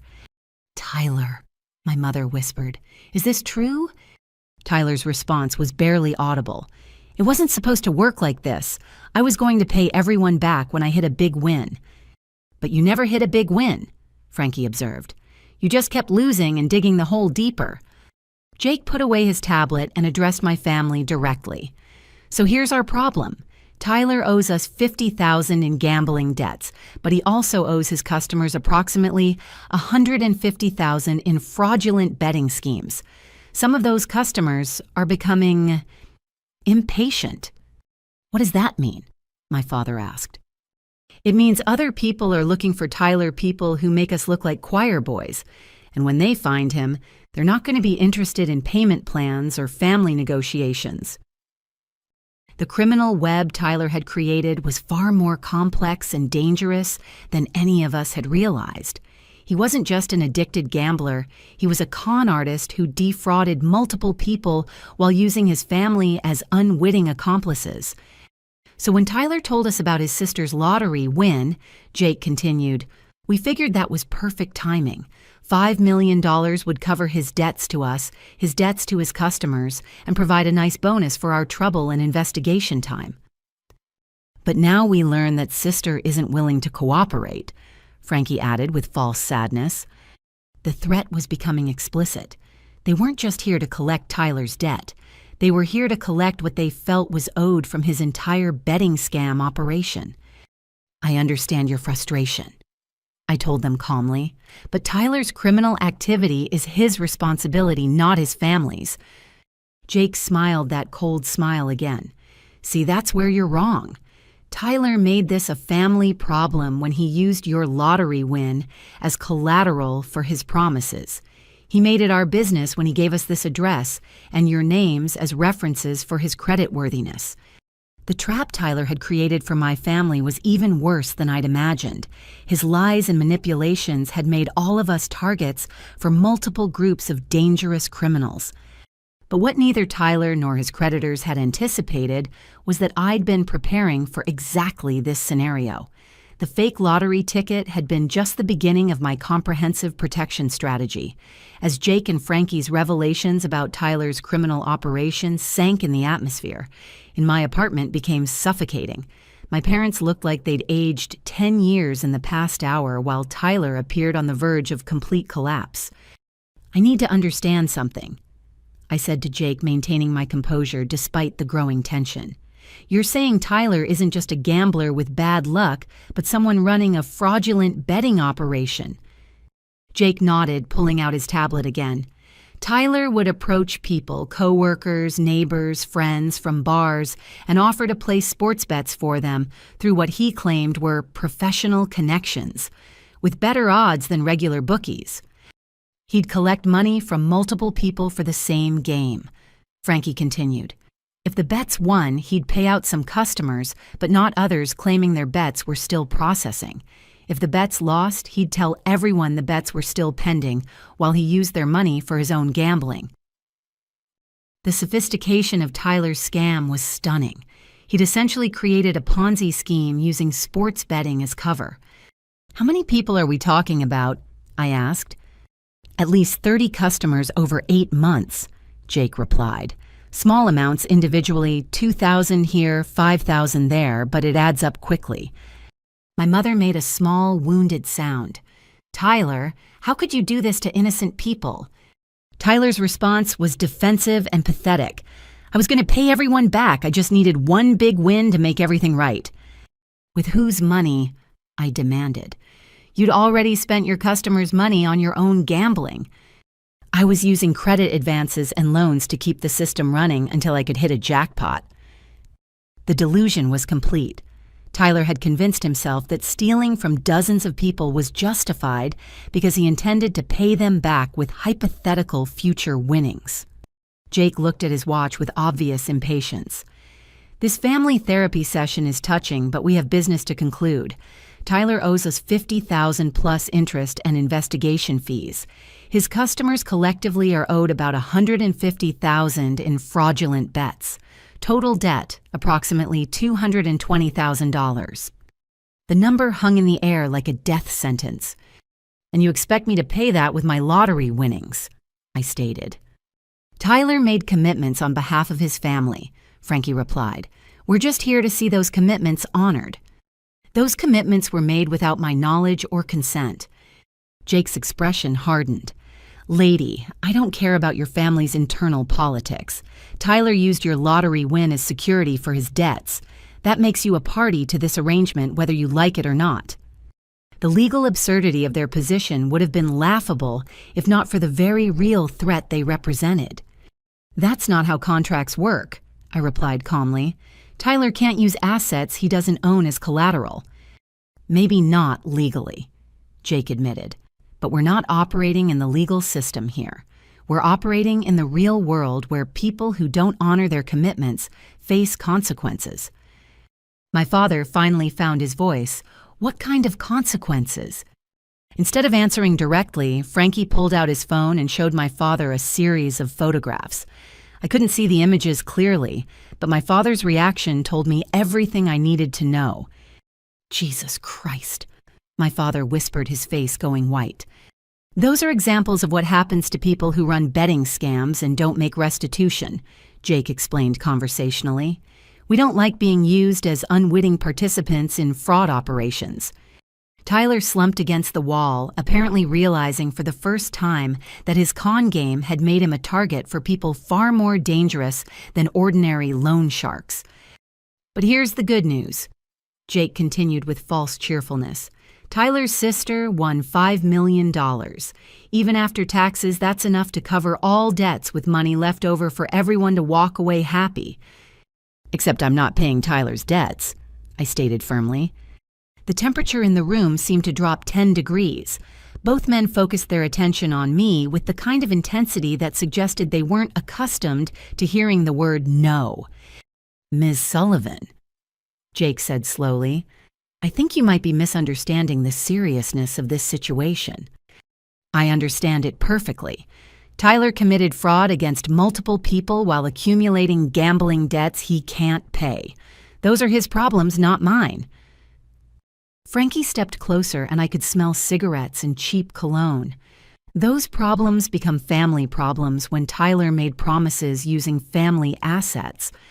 Tyler doesn't have access to my assets. He never did. But he told us he did. He told his victims he did. That means a lot of dangerous people think your family has money that should be used to make them whole. The implicit threat was clear whether or not I actually owed anything. I'd been marked as a target by multiple criminal groups who believed Tyler's lies about family money. My mother started crying again, but this time her tears seemed genuine rather than manipulative. Anissa, please, we're all in danger because of Tyler's choices. Can't you just pay these men so we can be safe? The request was heartbreaking because it came from real fear rather than greed. My mother had finally realized that Tyler's actions had put the entire family at risk. Mom, if I pay Tyler's debts, it doesn't solve the underlying problem. It just teaches him that his family will always bail him out of the consequences of his choices. But it would solve the immediate problem, my father added desperately. We could all be safe, and then Tyler could get help for his addiction. I looked at my family, truly looked at them, and saw people who'd been systematically destroyed by Tyler's manipulation and lies. They weren't evil. They were victims of his sociopathic behavior. There's something you all need to understand about Tyler's situation, I said quietly. This isn't his first criminal enterprise. Tyler's head snapped up. What are you talking about? I walked to my laptop and pulled up additional research I'd conducted over the past weeks. Tyler, you've been running variations of this scam for years. Remember the investment opportunity you pitched to Uncle Mike 2 years ago? The business partnership with your former boss, the cryptocurrency venture you convinced 3 neighbors to invest in. Each reference made Tyler's face grow paler. My parents looked confused, but I could see recognition dawning in their expressions. Tyler isn't just a gambling addict who got in over his head. He's a serial con artist who uses family connections and gambling addiction as cover for deliberate fraud. Jake and Frankie exchanged a look that suggested they were reassessing Tyler's character in real time. Is that true? Jake asked Tyler directly. Tyler's silence was answer enough. Well, Frankie said thoughtfully, that changes things considerably. We don't just have a gambling addict with poor impulse control. We have a career criminal who's been using his family as unwitting accomplices. The revelation shifted the power dynamic in the room dramatically. Suddenly, Tyler wasn't a victim of addiction who deserved sympathy. He was a calculating predator who'd manipulated everyone around him. And that realization was about to change everything. The moment Jake and Frankie realized Tyler's true nature, I saw an opportunity to take control of the situation. These weren't just criminals. They were businessmen operating outside the law who'd been deceived by Tyler, just like everyone else. Gentlemen, I said calmly, I think we've all been victims of Tyler's manipulation, but I have a proposition that might interest you. Both men turned their attention to me with sharp focus. Tyler looked terrified while my parents watched with confused hope. I've been documenting Tyler's criminal activities for weeks. I continued walking to my laptop. financial records, victim testimonials, evidence of systematic fraud spanning several years. I opened a comprehensive file I'd been building since discovering the scope of Tyler's crimes. Screenshots, bank records, witness statements, legal documentation, everything needed to build an airtight case against him. "This is more than just gambling debts," I explained. "Tyler has been running confidence scams for at least 3 years, possibly longer. He's defrauded family members, friends, neighbors, co-workers, and strangers of approximately $500,000 total." Jake whistled softly as he reviewed the evidence on my screen. "Jesus, Tyler, you've been busy." "The pattern is always the same," I continued. "Tyler identifies vulnerable targets, builds trust through family connections or shared interests, then pitches investment opportunities or betting schemes that don't exist." Frankie leaned over Jake's shoulder, studying the documentation. "This guy's more sophisticated than we thought." "Which brings me to my proposition," I said, closing the laptop and facing them directly. "You have 2 options. Option 1, continue trying to collect money from Tyler's family, knowing that we'll never voluntarily pay debts we didn't incur." "What's option 2?" Jake asked. "Help me ensure Tyler faces appropriate consequences for his crimes, while recovering money for his victims through legal channels." The room went silent. Tyler stared at me in horror, realizing I was essentially offering to turn him over to his creditors in exchange for my family's safety. "Anissa," my mother gasped, "what are you suggesting?" "I'm suggesting we stop enabling Tyler's criminal behavior and start treating him like the career fraudster he is." I turned back to Jake and Frankie. "Tyler has assets you probably aren't aware of. Hidden bank accounts, cryptocurrency investments, valuable personal property. He's also committed federal crimes that carry significant prison sentences." "Go on," Jake said, his interest clearly piqued. "I'm willing to share all the evidence I've gathered and help you recover whatever money Tyler has hidden in exchange for agreements that leave my family out of future collection efforts." "And what happens to Tyler in this scenario?" Frankie asked. "Tyler faces the consequences of his choices through appropriate legal and financial channels. No family bailouts, no emotional manipulation, no using addiction as an excuse for deliberate fraud." Tyler found his voice. "You can't be serious. I'm your brother. You're a criminal who spent years defrauding innocent people while manipulating our family into enabling your behavior." "I have an addiction. I need help, not punishment." "You have an addiction. And you're a career criminal. Those aren't mutually exclusive conditions." I walked to my safe and removed additional documents I'd prepared for this exact scenario. "Jake, Frankie, here's what I can offer you.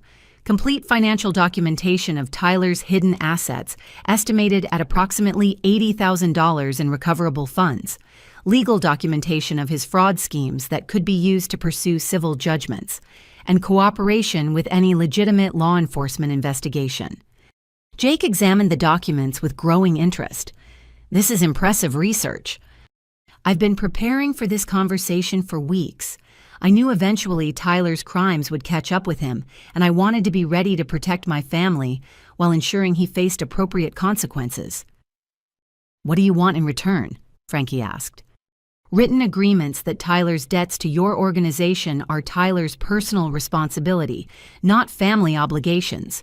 No future contact with or threats against family members, and cooperation in pursuing Tyler's hidden assets through legal channels rather than violent ones." The proposal was audacious but logical. I was offering Tyler's creditors a path to recovery that didn't involve criminal intimidation of innocent family members. Jake and Frankie stepped away from the group and had a whispered conference near my kitchen window. Tyler used the break to plead desperately with my parents and me. "You can't do this to me. I'm family. Families protect each other." "Families protect each other from external threats," I replied. "They don't enable internal threats to continue victimizing innocent people." "I'll change. I'll get help. I'll pay everyone back." "You've made those promises dozens of times over the years, Tyler. Nobody believes them anymore." My father looked anguished. "Anissa, surely there's a middle ground. Some way to help Tyler without destroying him completely." Dad Tyler destroyed himself through years of deliberate criminal choices. Continuing to bail him out just enables more victims and more crimes. My mother was crying again, but I could see her beginning to understand the logic of my position. Jake and Frankie returned from their conference with serious expressions. "Here's what we're willing to consider," Jake announced. "Full cooperation in recovering Tyler's hidden assets, written documentation of all fraudulent schemes for potential civil litigation, Tyler's agreement to work with us in contacting his victims to arrange legitimate restitution plans. In exchange for," I asked, "no family liability for Tyler's debts to our organization, no future contact with family members, and Tyler gets to deal with his other creditors on his own without family interference or protection." The terms were fair and practical. Tyler would face consequences for his crimes, while my family gained protection from future manipulation and threats. "There's one more condition," Frankie added. "Tyler has to admit publicly that he lied about having access to family money for his debts. We want written confirmation that his promises about lottery winnings were fraudulent. The requirement would destroy Tyler's credibility with all his criminal contacts while confirming that my family had never been willing participants in his schemes." "Tyler," I asked, "do you agree to these terms?" Tyler looked around the room, desperately seeking support from our parents or sympathy from his creditors. He found neither. "I don't have a choice, do I?" "You always have choices, Tyler. You've just finally run out of good ones." The fake lottery ticket had accomplished more than I'd ever imagined. It hadn't just exposed my family's willingness to steal from me, it had created the leverage I needed to finally break Tyler's cycle of criminal behavior and family manipulation. For the first time in years, Tyler would face the real consequences of his choices, without family protection or enablement. And for the first time in years, my family would be free from his destructive influence. The next hour passed in a surreal blur of confessions, document signing, and cold reality setting in. Tyler, faced with no alternatives, began revealing the full scope of his criminal enterprise under Jake and Frankie's increasingly pointed questioning. "Start with the hidden bank accounts," Jake instructed, pulling out a legal pad. Tyler's voice was barely above a whisper. "First National has an account under my middle name. About 12,000 in there. Commerce Bank has one under my old girlfriend's name, but I have access. Maybe 8,000. Each revelation made my parents look sicker. They'd spent years depleting their savings to support Tyler, while he'd been hiding tens of thousands of dollars. "Investment accounts," Frankie prompted. "Cryptocurrency wallet with about 15,000 in Bitcoin. Stock portfolio through an online broker, maybe 20,000 in value. Personal property." Tyler's list was depressingly long, expensive electronics jewelry collectibles. A motorcycle he'd told our parents was repossessed months ago. Items he'd accumulated through fraud while claiming to be financially desperate. "Jesus, Tyler," my father said quietly, "you've been lying about everything." "I was protecting those assets for emergencies," Tyler replied weakly. "Whose emergencies?" I asked. "Because you sure weren't using them for your own supposed crises." While Tyler continued his inventory of hidden wealth, I received a text message that made me smile for the first time all day. My lawyer was outside the building with several federal agents who'd been investigating financial crimes in the area. "Tyler," I announced, "there's something else you should know about my preparations for this conversation." I showed him the text message. "I contacted federal authorities about your betting scam operation 3 days ago. They've been investigating similar schemes throughout the region." The color drained completely from Tyler's face. "You called the FBI on your own brother." "I called law enforcement about a career criminal who was using family connections to victimize innocent people. The fact that the criminal is my brother is irrelevant." Jake and Frankie exchanged glances. Having federal agents involved changed their calculations significantly. "Miss Sullivan," Jake said carefully, "we appreciate your cooperation, but we prefer to handle our business privately." "I understand, but Tyler's crimes extend far beyond your organization. The federal agents want to interview Tyler about mail fraud, wire fraud, and organized financial schemes. Whether you cooperate with them is entirely your choice. The doorbell rang with the distinctive pattern I'd arranged with my lawyer. When I opened the door, attorney Sarah Chen entered with 3 federal agents who looked exactly like what central casting would order for a financial crimes investigation. "Ms. Sullivan," Agent Morrison greeted me. "Thank you for your cooperation with our investigation." Tyler looked around the room desperately, but he was completely trapped. His creditors, his family, and federal law enforcement were all present to witness his downfall. Tyler Sullivan. Agent Martinez asked, approaching my brother, "We'd like to speak with you about fraudulent betting schemes you've been operating in this region." "I want a lawyer," Tyler said immediately. "That's your right," Agent Rodriguez confirmed. "But we have evidence of financial crimes spanning multiple states and involving dozens of victims. Your cooperation now could influence how this investigation proceeds." Jake stepped forward cautiously. "Agents, we're here on a private business matter. We weren't aware of any federal investigation." "Mr. Reeves, we're familiar with your organization's activities.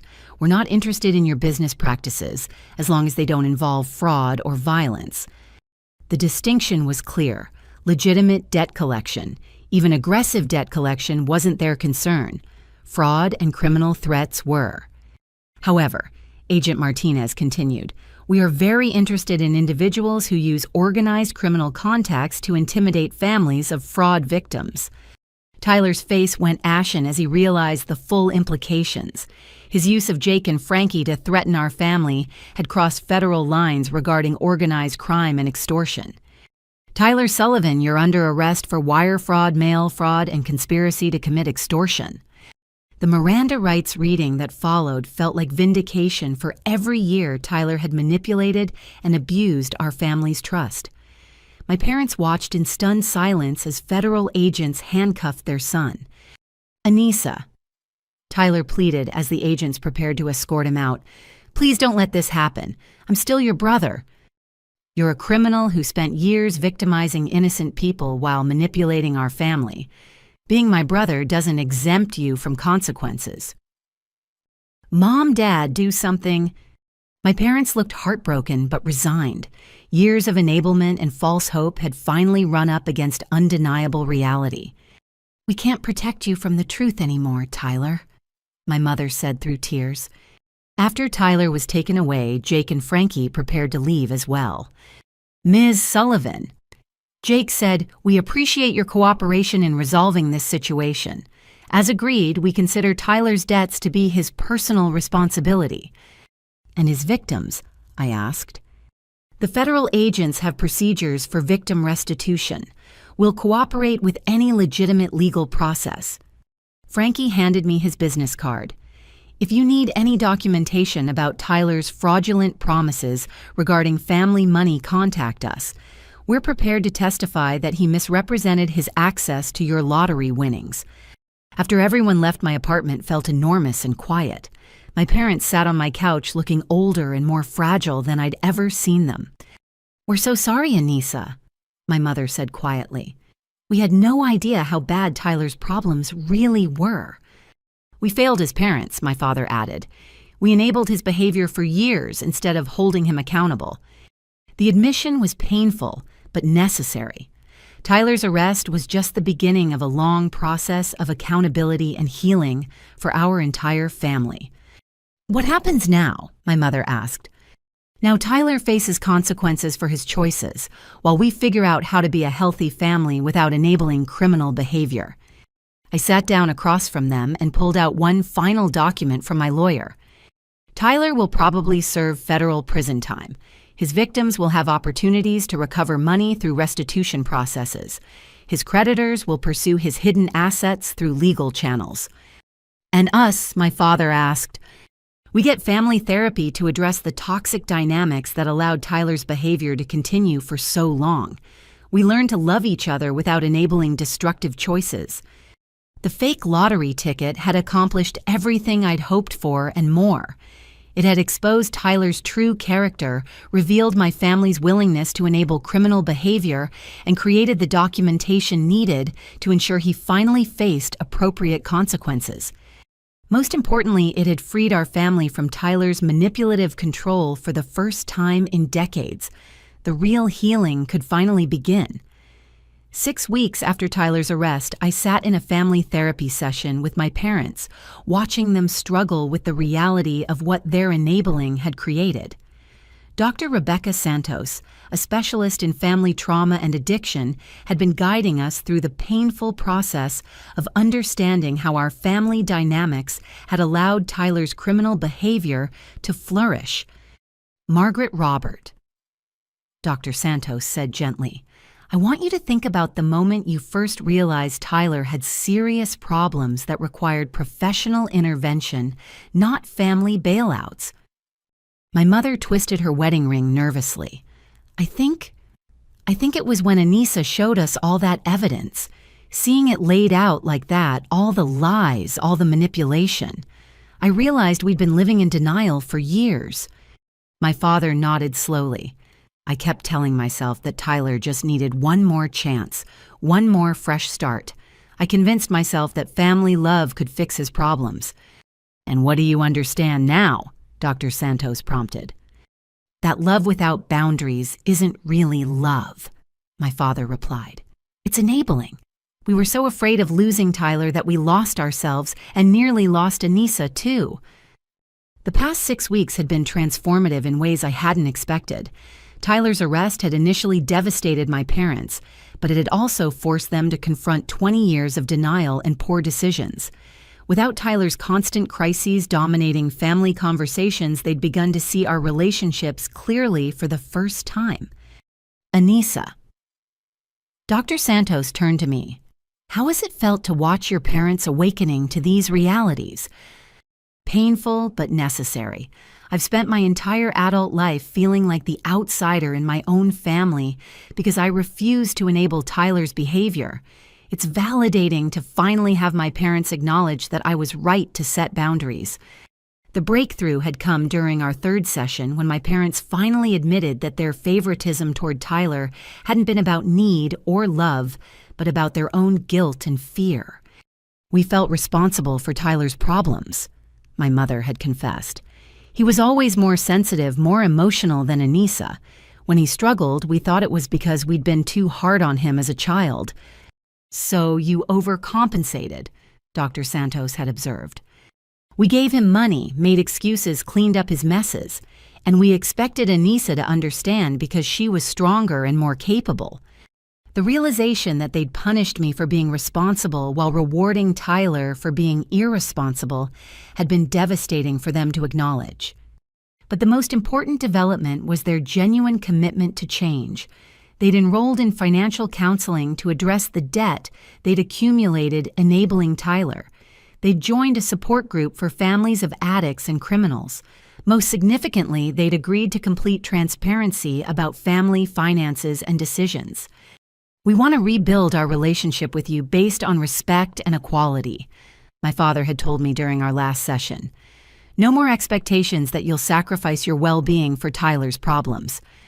The transformation wasn't just emotional, it was practical. My parents had taken concrete steps to protect themselves from future manipulation. They'd changed their bank accounts, updated their wills, and established clear boundaries about financial assistance for any family member. Tyler, meanwhile, was facing the full consequences of his choices. Federal prosecutors had charged him with 14 counts of wire fraud, mail fraud, and conspiracy. His court-appointed attorney had advised him to accept a plea agreement that would result in 4 to 6 years in federal prison. Tyler called yesterday, my mother mentioned during today's session. He wanted to know if we'd hire a private attorney to fight the charges. "What did you tell him?" Dr. Santos asked. "That he needs to accept responsibility for his choices and work with the public defender. That we won't be funding his legal defense." The decision had been difficult, but healthy. Tyler's arrest had included the discovery of additional victims and hidden assets, making his crimes even more serious than initially believed. He's also asked us to put money in his prison commissary account when he's sentenced, my father added.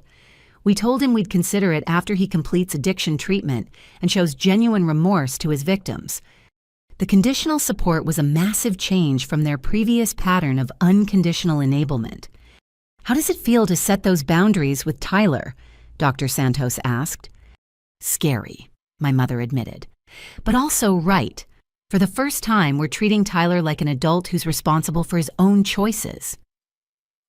The session ended with homework assignments. My parents would continue attending support group meetings, while I would work on forgiveness exercises designed to help me process years of family dysfunction. As we walked to the parking lot together, my father surprised me with an unexpected request. Anissa, would you consider having dinner with us this Sunday?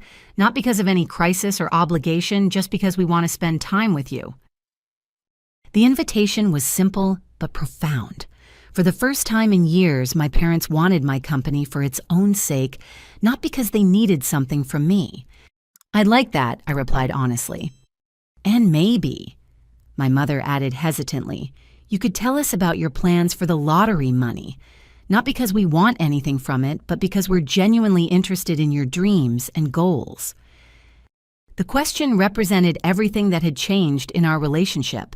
They were asking about my money from curiosity and care, not from greed or entitlement. I'm starting a nonprofit foundation focused on financial literacy and addiction recovery, I told them. I want to help families recognize and address toxic money dynamics before they reach crisis points. That's wonderful, my father said, and I could hear genuine pride in his voice. You're turning your painful experience into something that could help others. The fake lottery ticket had accomplished its purpose, but the real healing was just beginning. My family was learning to love each other without enabling destructive behavior, and I was learning to forgive without forgetting the lessons Tyler's criminality had taught us all. For the first time in years, I felt hopeful about our family's future. 6 months later, I stood in the conference room of the Sullivan Family Foundation, looking out at 30 community members attending our first workshop on financial literacy and family boundaries. The irony wasn't lost on me that my family's dysfunction had become the inspiration for helping other families avoid similar disasters. My name is Anissa Sullivan. I began addressing the group of parents, adult children, and family members who'd come seeking guidance, and I want to share a story about how lottery winnings taught me the most valuable lesson of my life. Money doesn't create character, it reveals it. The audience listened intently as I outlined the framework I'd developed over months of research and therapy, the warning signs of financial manipulation within families, the difference between helping and enabling, the importance of boundaries in loving relationships. When someone in your family consistently creates financial crises that become everyone else's emergency, you're not looking at bad luck. You're looking at a pattern of behavior that requires professional intervention, not family bailouts. A woman in the front row raised her hand. But what if you're worried about their safety? What if they're in real danger because of their choices? The question hit close to home. I'd struggled with the same concern during Tyler's crisis. Safety concerns are real and valid, but here's what I learned. Enabling someone's destructive behavior doesn't actually keep them safe.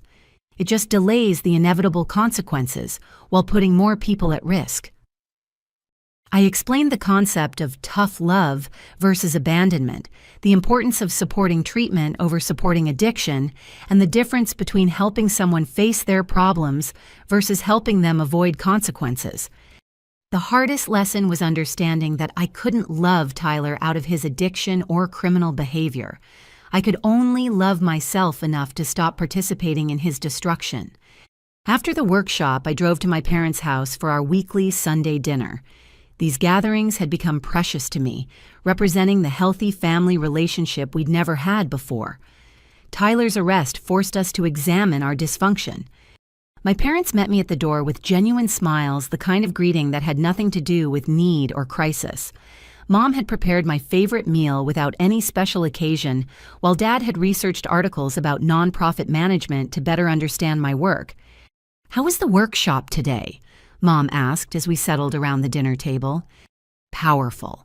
There was a family dealing with almost identical issues to what we went through.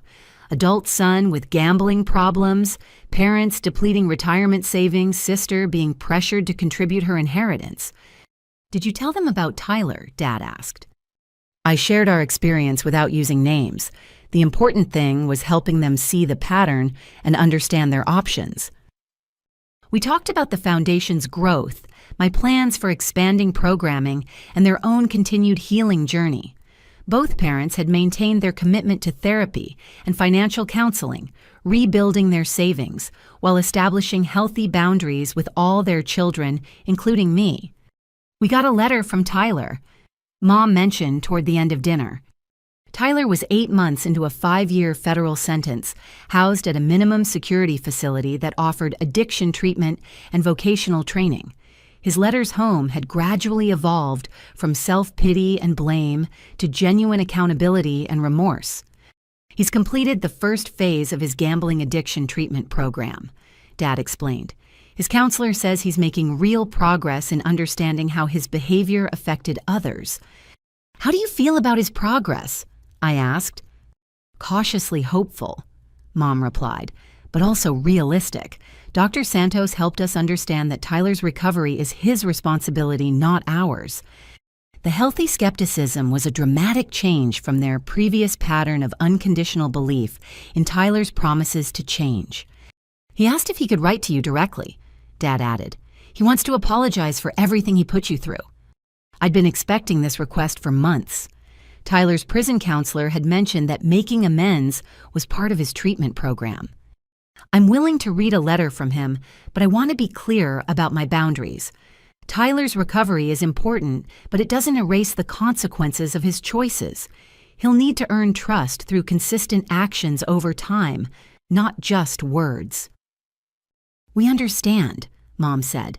"We've learned the same lesson." After dinner, I sat in my parents' backyard watching the sunset and reflecting on how drastically our family had changed.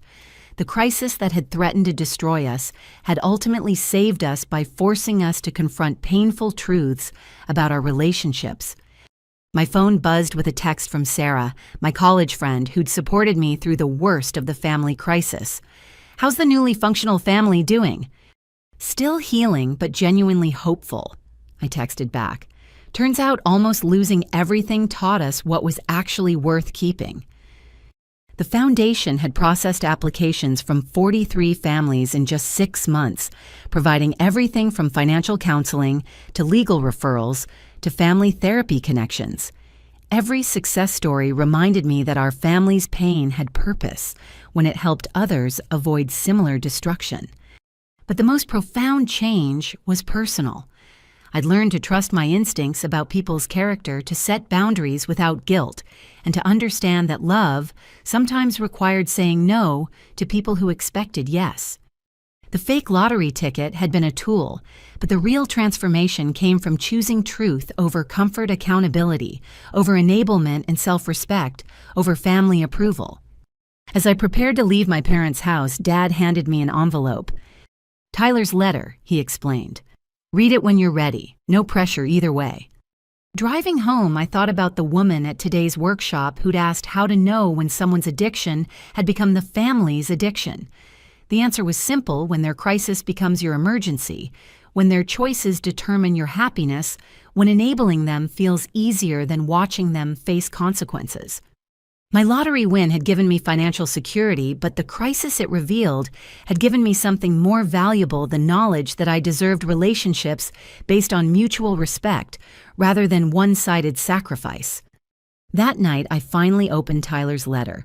It was 3 pages of genuine remorse, detailed accountability for his crimes, and specific plans for making amends to his victims. No manipulation, no blame shifting, no requests for money or sympathy. "I understand why you can't trust me," he'd written. "I understand why our family needed to be protected from my choices. I hope someday I can earn the chance to be your brother again, but I know that's my responsibility to prove, not your obligation to give." The letter represented real change, the kind that could only come from facing genuine consequences and doing the hard work of recovery. I started drafting my response. Tyler, I'm proud of the work you're doing to understand and address your addiction. When you're ready to continue this conversation after your release and after you've made meaningful restitution to your victims, I'll be here. But our relationship moving forward will be based on your actions, not your promises. As I finished writing, I realized the most important lesson the lottery had taught me, winning $5 million, was nothing compared to winning back my self-respect and my family's health. Sometimes the biggest jackpot isn't money. Sometimes it's learning who you really are when everything else falls apart. Now I want to hear from you. Have you ever had to choose between family loyalty and your own well-being? How did you handle pressure to sacrifice your success for someone else's poor choices? Share your experiences in the comments below. If this story resonated with you, please like this video, subscribe for more real-life stories about family dynamics and personal growth, and share this with anyone who might be struggling with similar situations. Thank you for listening, and remember, you deserve relationships that celebrate your successes rather than exploiting them. Until next time, take care of yourselves.